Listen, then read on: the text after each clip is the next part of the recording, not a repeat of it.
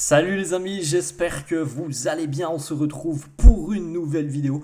Merci à tous ceux qui s'abonnent. On est 85 500 sur la chaîne. Un grand merci à vous tous les amis. Ça fait plaisir. Ça fait vraiment plaisir d'avoir autant de soutien. En plus de ça, la saison du Real a quand même été assez délicate. Mais il y a toujours autant de soutien sous les vidéos. Là, le titre est désormais terminé depuis quelques jours maintenant. Donc il n'y a plus trop de choses à jouer sur cette fin de saison, mais vous êtes toujours autant nombreux, donc un grand merci à vous tous les amis, ça fait vraiment chaud au cœur d'avoir tout ce soutien, et n'hésitez pas, pour ceux qui ne sont pas abonnés, c'est gratuit, ça ne coûte absolument rien, vous aurez juste une petite notification lorsqu'une vidéo sera publiée sur la chaîne. On va démarrer les amis avec deux dates. Premièrement celle-là, Cristiano Ronaldo. C'était déjà il y a 7 ans les amis, 7 ans jour pour jour. Le temps passe très vite, déjà 7 ans. Le dernier but de CR7 sous les couleurs du Real Madrid. Vous vous en souvenez peut-être, c'était à l'époque face à Villarreal. Outre le 451e évidemment, un meilleur buteur dans l'histoire du club, et ça il le restera encore pendant de nombreuses années. Autre date les amis, nous ne sommes plus qu'à 30 jours du premier match de Xabi Alonso à la tête du Real Madrid. Alors il va bientôt arriver d'ailleurs sur le banc pour préparer notamment les entraînements et tout ce qui s'ensuit. Le premier match, c'est dans un mois, les amis, à peine un mois. Coupe du monde des clubs, ça sera du côté des États-Unis si mes souvenirs sont bons. La rencontre se déroulera à Charlotte et le Real affrontera les Saoudiens d'Al Hilal. Ça sera une belle affiche parce que Al Hilal est considéré entre guillemets comme le Real d'Arabie Saoudite et voire même du continent asiatique. Donc ça sera une très belle affiche dans 30 jours maintenant avec Xabi Alonso qui sera sur le banc. Les unes, les amis des quotidiens madrilènes, Marca qui consacre sa une à Yann Oblak. On n'a absolument aucune information qui concerne le Real sur cette une de Marca. C'est très rare pour le souligner les amis. Rien sur le Real sur cette une de Marca. La une de As qui titre Modric, más cerca de seguir. Modric de plus en plus proche de continuer l'aventure, on l'a évoqué hier, on l'évoque déjà depuis 2-3 jours. La tendance veut que Lucas continue pour une saison supplémentaire et d'ailleurs Xabi Alonso serait convaincu que Lucas peut avoir un rôle à jouer l'année prochaine. C'est pour ça que la tendance elle est faite ainsi à l'heure actuelle, c'est-à-dire que Lucas devrait continuer pour une saison supplémentaire. Il devrait tout de même avoir une réduction salariale pour Luka Modric. Peut-être qu'il aura moins de temps de jeu l'année prochaine. Mais en tout cas, Xabi Alonso compte sur lui. On l'avait annoncé il y a quelques jours, les amis. Il a quand même joué cette saison un record du nombre de matchs pour Modric. À 39 ans, il a battu un record du nombre de matchs joués. Pas toujours en tant que titulaire, mais en tout cas, record du nombre de matchs joués. Donc c'est quand même assez énorme pour Lucas. Et on a encore vu, notamment par exemple ce week-end, en tant que titulaire. Alors certes, le FC Séville a joué à 10 puis à 9, mais on a vu encore ce que pouvait faire Lucas sur 90 minutes avec record du nombre de ballons touchés et beaucoup de records que l'on a évoqués hier.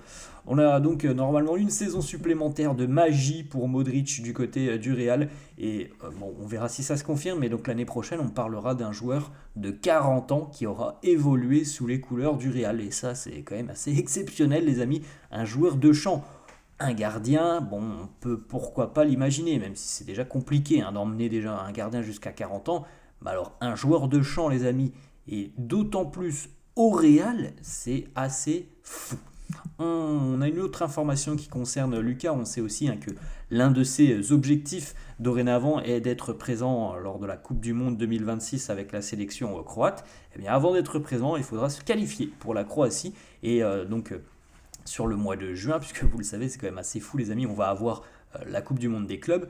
La fin du championnat, c'est ce week-end, et grosso modo, on a 3 semaines sans match.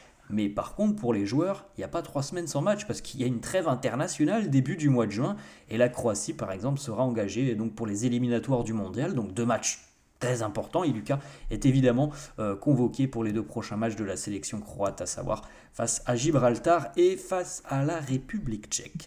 Ensuite les amis, on a des petites informations sur Alvaro Carreras et Fabrizio Romano qui a révélé que Alvaro Carreras souhaitait bel et bien rejoindre le Real Madrid, que son plan n'avait absolument pas changé Pour le moment, il n'y a pas d'offre concrète du Real envers le Benfica, mais on essaye de tomber d'accord entre les deux clubs parce que le Benfica demande 50 millions d'euros pour lever la clause, et d'ailleurs les Lisboètes sont assez fermes là-dessus. Pour le moment, ils ne veulent absolument pas discuter d'une baisse de cette clause, mais le Real tente encore une fois de convaincre le Benfica de baisser un petit peu cette clause. À noter que Carreras et le Real sont déjà d'accord. Maintenant, il faut tomber d'accord entre les deux clubs, c'est-à-dire le Real et le Benfica.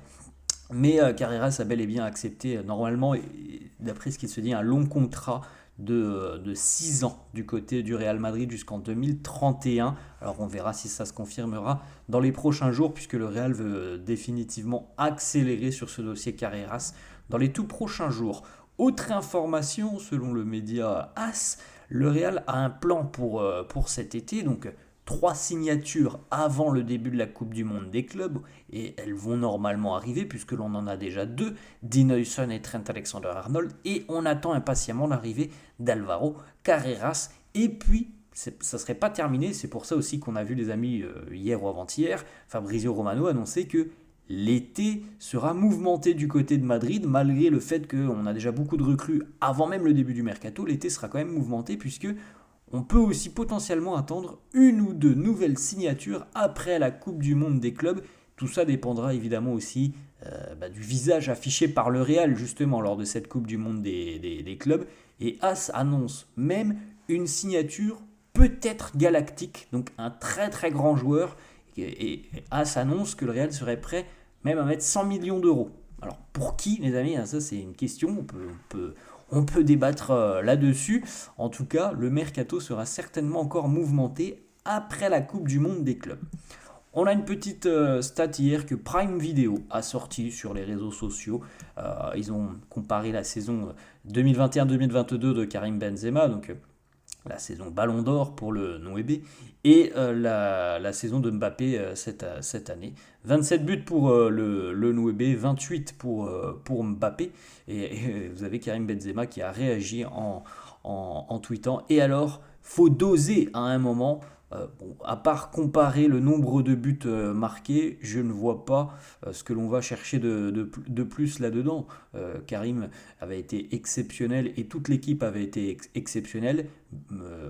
Mbappé, selon moi, n'a pas été exceptionnel. Il a fait une bonne saison, je pense qu'il peut faire beaucoup mieux. Il a fait une bonne saison. L'équipe n'a pas fait une très bonne saison. Force est de le constater cette saison. Voilà, maintenant, je ne sais pas si cette stat veut nous dire Mbappé a été meilleur que Benzema, parce que si c'est le cas, c'est pas vrai. Mbappé n'a pas été meilleur que Benzema, si ce n'est en statistique, oui, il a mis peut-être un but de plus que Benzema, mais sinon, voilà, il n'a pas été meilleur parce que l'équipe n'a pas gagné de titre, tout simplement. Ensuite, les amis, une petite statistique par rapport à Kylian Mbappé, on l'avait évoqué hier, c'est l'un des derniers objectifs pour le dernier match face à la Real Sociedad. Si Kylian Mbappé marque un but face à la Real Sociedad et que Mo Salah ne marque pas un triplé, donc il faut que Mo Salah ne marque pas un triplé, donc il y a quand même de grandes chances que Mbappé, oui, remporte le soulier d'or. Il faut marquer face à la Real et il faut dans le même temps que Salah ne marque pas plus de 3 buts ou 3 buts face à Palace pour que Mbappé remporte le soulier d'or. Ensuite, autre petite information, les amis, sur Thibaut Courtois. Il y a des discussions, c'est pas la priorité du Real à l'heure actuelle, mais il y a des discussions qui commencent à s'initier entre le Real et le portier belge au vu d'une prolongation de contrat pour Thibaut de 2 saisons supplémentaires. On a 2 déclarations d'Andoni Iraola, entraîneur de Bournemouth et donc entraîneur de Dean Huijsen. D'ailleurs, si vous voulez suivre, peut-être certains ne connaissent pas le profil de Dean Huijsen, si vous voulez suivre un petit peu Dean Huijsen, n'hésitez pas à regarder la rencontre ce soir entre Manchester City et Bournemouth. Normalement, Huijsen sera titularisé et donc vous allez pouvoir justement vous faire votre propre avis. Alors, on va pas, si vous ne le connaissez pas et si vous regardez un match ce soir, ne vous faites pas un avis définitif en regardant un match, Mais voilà, si vous ne le connaissez pas, n'hésitez pas à regarder cette rencontre. En plus, ça va être sympa. Pour City, il y a beaucoup d'enjeux sur cette rencontre. Hein. Ils doivent aller se qualifier en Ligue des Champions. Bournemouth, c'est une équipe très joueuse. Donc n'hésitez pas à suivre cette rencontre. En tout cas, Iraola nous dit tu ne veux jamais perdre ce genre de joueur parce qu'il a été tellement bon tout au long de la saison.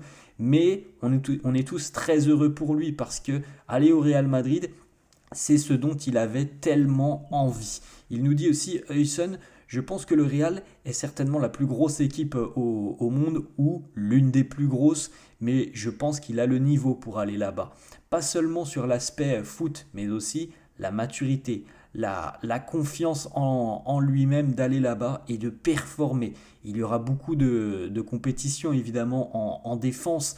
Il y a une adversité qui est rude, mais j'ai confiance en lui et je sais qu'il va être bon du côté du Real. Voilà, selon les mots de son entraîneur. Une petite déclat, les amis, du latéral espagnol du Bayer Leverkusen, Alex Grimaldo, qui nous dit les liens avec le Real Madrid, j'en suis très heureux. C'est une fierté d'être associé aux rumeurs du Real. Je veux jouer pour les meilleures équipes au monde. Mon rêve est de retourner en Espagne. Donc voilà, il ouvre quand même grand les bras à un retour en Espagne. Le Real ou le Barça, hein, les amis, il n'y a pas que le Real qui est sur le dossier. On verra bien ce qui se passera. Je ne sais pas si dorénavant le Real, en ayant recruté 3 joueurs dans le système défensif, je ne sais pas si le Real va aller chercher encore un autre joueur comme Grimaldo. Mais en tout cas, lui, si le Real arrive, je pense qu'il dirait oui à bras ouverts.